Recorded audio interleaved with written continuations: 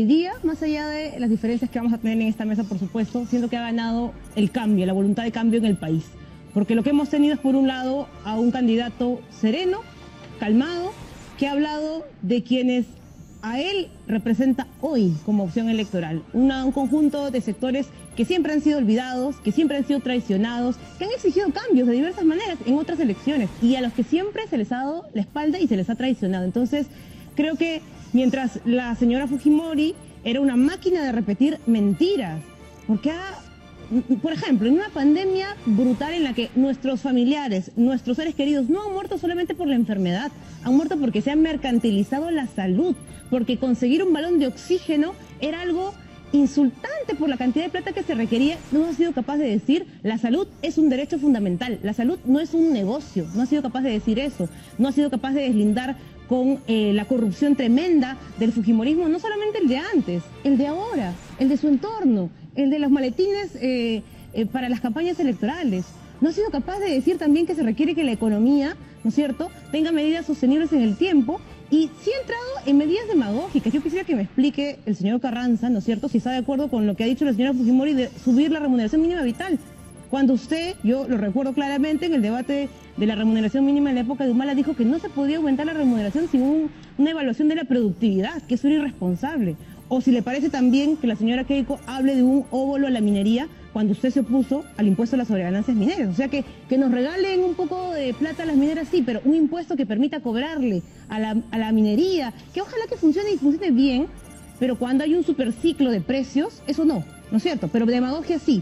O pensión 65, que ya lo hemos repetido también varias veces. Usted dijo textualmente en una entrevista en el año 2011 con Mariela Balbi, pensión 65 es inflacionaria, el impuesto a las sobreganancias es temporal y pensión 65 es permanente. Así que lo que va a hacer es colapsar las cuentas fiscales. Y ahora la señora también vuelve a ofrecer en políticas sociales el oro y el moro.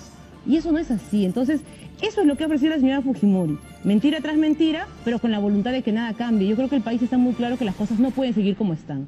Que este modelo lo que ha hecho es simplemente favorecer a unos pocos y no permitir que esas grandes riquezas que hay que aprovechar sean en beneficio de las mayorías nacionales. Y eso está clarísimo en el debate de hoy y por eso creo que la gente lo ha visto claramente, ¿no? En el fujimorismo no hay voluntad de cambio. Mañana van a jurar, después que han firmado varios papeles en varias elecciones, y los han incumplido de manera totalmente rotunda, ¿no? De acuerdo.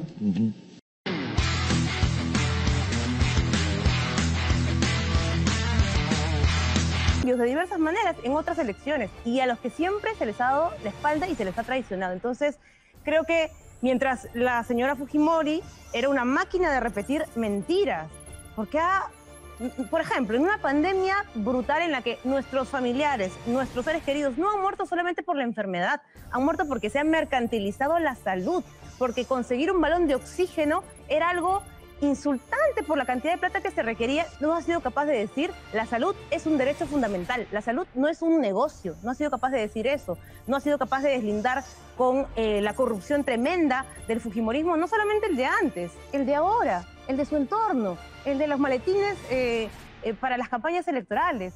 No ha sido capaz de decir también que se requiere que la economía, ¿no es cierto?, tenga medidas sostenibles en el tiempo. Y sí ha entrado en medidas demagógicas. Yo quisiera que me explique el señor Carranza, ¿no es cierto?, si está de acuerdo con lo que ha dicho la señora Fujimori de subir la remuneración mínima vital. Cuando usted, yo lo recuerdo claramente, en el debate de la remuneración mínima en la época de Humala dijo que no se podía aumentar la remuneración sin una evaluación de la productividad, que eso era irresponsable. O si le parece también que la señora Keiko hable de un óvulo a la minería cuando usted se opuso al impuesto a las sobreganancias mineras. O sea, que nos regalen un poco de plata a las mineras, sí, pero un impuesto que permita cobrarle a la minería, que ojalá que funcione y funcione bien, pero cuando hay un superciclo de precios, eso no, ¿no es cierto? Pero demagogia sí. O pensión 65, que ya lo hemos repetido también varias veces. Usted dijo textualmente en una entrevista en el año 2011 con Mariela Balbi, pensión 65 es inflacionaria, el impuesto a las sobreganancias es temporal y pensión 65 es permanente. Así que lo que va a hacer es colapsar las cuentas fiscales. Y ahora la señora también vuelve a ofrecer en políticas sociales el oro y el moro. Y eso no es así. Entonces, eso es lo que ha ofrecido la señora Fujimori. Mentira tras mentira, pero con la voluntad de que nada cambie. Yo creo que el país está muy claro que las cosas no pueden seguir como están.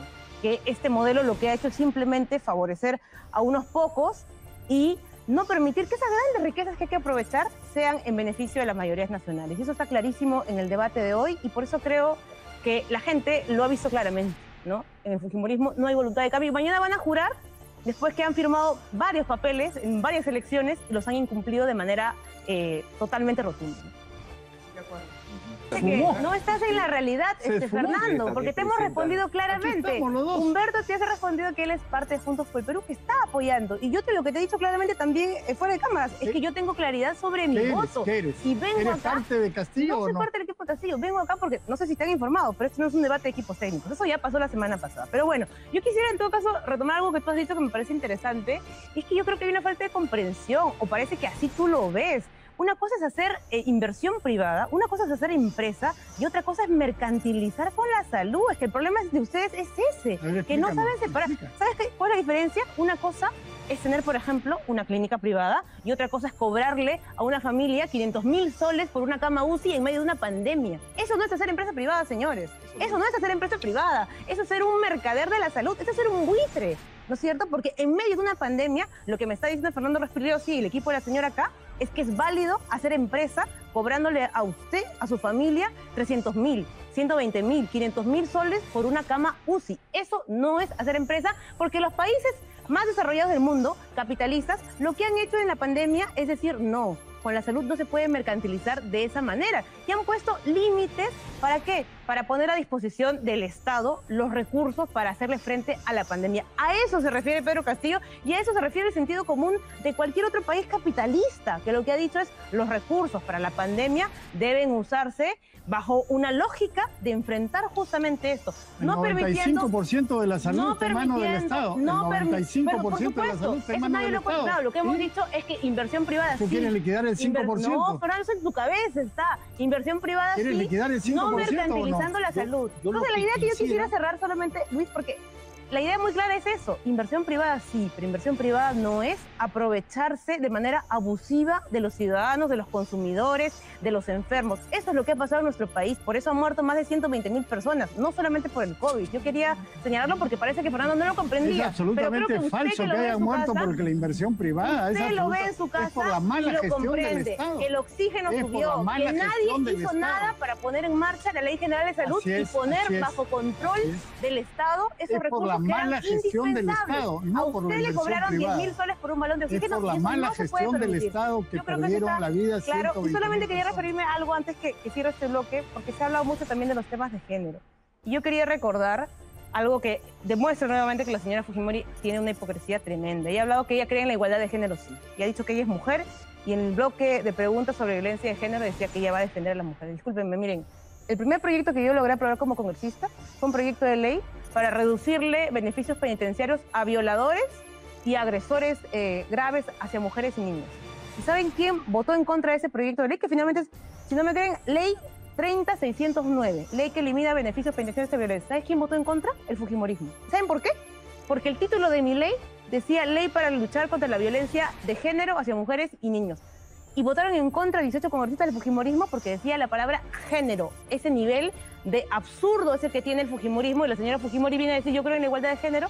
Su bancada votó en contra de una ley para sancionar a violadores y agresores de niños y de mujeres. Yo no le creo nada y me pareció una hipocresía que tenía que decirlo. Vamos a tener la primera mujer presidenta en el bicentenario. La primera mujer presidenta. Y luego en 200 despertará, años. como dijo mi colega Gloria Montenegro, Keiko será presidenta y luego despertará. Porque antes que eso hay que recordarle su enorme hipocresía. La primera mujer presidenta en 200 años. Diciendo que las esterilizaciones forzadas son casos aislados, no eran política de Estado. Discúlpeme, hay que informarle a la señora y a la ciudadanía que son 1.300 mujeres las que han denunciado. El proceso está hoy día en curso, no es un tema del pasado, como a veces los señores quieren decir. El proceso de esterilizaciones forzadas está hoy día en plena juicio oral. Las denunciantes son 1.300. 1.300 mujeres no son casos aislados. Cuando hay 1.300 mujeres que se atreven a denunciar y el caso está denunciado en fiscalía y hay un señor como el señor Aguinaga... Eso es absolutamente falso y no tiene nada que ver con Keiko Fujimori. Si está diciendo todo eso, hay un libro de la señora Villegas donde demuestra que eso es falso. No respetan a las mujeres porque una mujer pero eso no tiene nada que ver con la señora Fujimori. No tiene absolutamente nada que ver con la señora Fujimori. Que es congresista no electo, tiene nada que ver con la señora Fujimori. Olvídate ¿Qué les parece si regresamos a los normativos? Nada que ver con la señora Fujimori. Así considera la señora Keiko. La urbanidad era en serio. No tiene nada que ver con la señora Fujimori. Esterilizadas sal del pasado y mira al futuro. Quiero contarte sal del pasado y mira al futuro. Tenemos dos panelistas más, por favor. Solamente decirte esto. Sal de tu burbuja. Por favor. ¿En qué lo ubica? Mira. Bueno, yo la verdad vuelvo a decir, ¿no? Qué maravilloso los diagnósticos, qué maravillosas las ideas, pero acá tenemos a 2 exministros de Estado. Y es más, Fernando Rospigliosi fue ministro del Interior y él habla mucho de la inseguridad, habla de la zona de esta terrible cuestión de terror que sí hay en el Brain, que tiene que combatirse. ¿Y qué hizo él? ¿Qué hizo la señora Fujimori, que tuvo no solamente la presidencia de la Comisión de Defensa en el Congreso, la Comisión de Interior, la Comisión de Inteligencia y la Comisión de Desarrollo del BRAEM? Y no hubo ninguna acción, no hubo ninguna reforma, no hubo ningún ejercicio de interpelación a la política, sí, antiterrorista y antinarcotráfico en esa zona del país, que yo estoy de acuerdo, se han cometido muchos errores, pero lamentablemente esos errores que siguen hasta ahora costando la vida de tantos peruanos y compatriotas han sido cuestiones en las que no se ha puesto ningún tipo de preocupación cuando han tenido poder. Acá estamos ante gente que ya gobernó el país y que no ha planteado ningún cambio sustancial al respecto. Eso es algo que creo que no podemos olvidar hoy día, porque se puede decir mucho, pero finalmente los hechos son los que demuestran cuánto realmente hay de coherencia en las cosas que hoy se vienen a presentar. Y eso es lo mismo para la señora Fujimori, una persona que se llena la boca hablando de propuestas maravillosas, pero que ha sido incapaz en esos años como líder política de sostenerla en el tiempo. No ha tenido la capacidad de impulsarlas ni con sus bancadas, ni siquiera con su liderazgo político también. Entonces, no olvidemos eso, simplemente recordar que cuando se vuelven a levantar esos temas de asociar al señor Castillo, que ha deslindado 1 y 1000 veces, algo que no puede hacer la señora Fujimori, porque si queremos comparar personas sí cuestionables, hay un candidato que deslinda de las cuestiones que son criticables también en su entorno, pero hay una candidata que no es capaz de deslindar ni con su papá, que hablando de instituciones, llevó tanques y militares al Congreso de la República, por favor, y cuando se le ha pedido que ella niegue que eso fue un golpe de Estado, dicen, no, pues es que era necesario. ¿Necesario? Nunca es necesario llevar tanques y militares a una institución como el Congreso y desprestigiarla también como lo hizo los últimos 3 años. Usted va a recordar cómo fue el Congreso Fujimorista, Becerrigles, Bartlas, Galarretas. Eso no lo queremos nunca más y ojalá usted pueda votar en libertad, sí, por un cambio en nuestro país.